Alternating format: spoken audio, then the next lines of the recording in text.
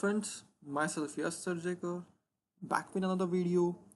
So friends, in this video I'm going to tell you about responsiveness.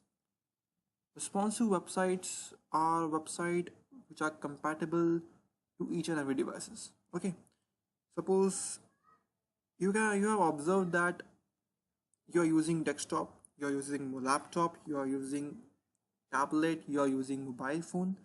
So the website align itself according to devices. Okay, example Facebook.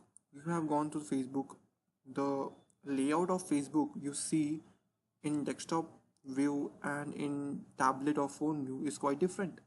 Okay, responsiveness is something that a designer designed the UI in such a way that the UI should be compatible in each and every devices.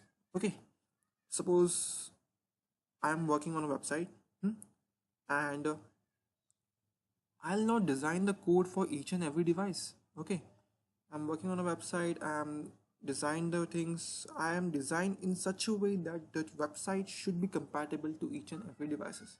Now there are some issues where a web developer face a cross-browser compatibility issue or a different issue. A cross-browser compatibility issue I'll discuss in the next video, in my coming soon video. It's quite close. And coming on to topic now, web responsive websites. I'll show you one example on which I am working currently. Okay, I am working on a website of a web solution company whose website has been designed by me. Okay, it's my company. Okay, I'll show you just. So friends, you can see this website. This is quite responsive. The background image is quite stuck inside it. And welcome to our company. It's nice to meet you. Register yourself. Here is a sign up page. Sign in with Google, sign in with Facebook, registration. And this I have developed. This is known as modal functionality. Okay, as you can see, this is a desktop view. This is the portfolio. This is our team, about us, and contact page. So this is all required to a simple web solution company.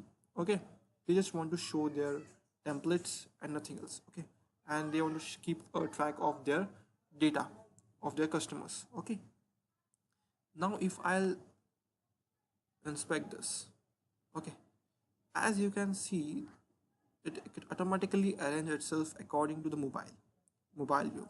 Okay, if you will see this responsiveness, and this is Nexus 5. Okay, accordingly it changes its shape, dimensions. Okay, if I'll go for iPhone 5, it will go for this. If I'll go for iPhone 8, 6, 7, it will have some things like this. Okay, if I'll go for iPad version, it will have something like this. If I go for iPad Pro,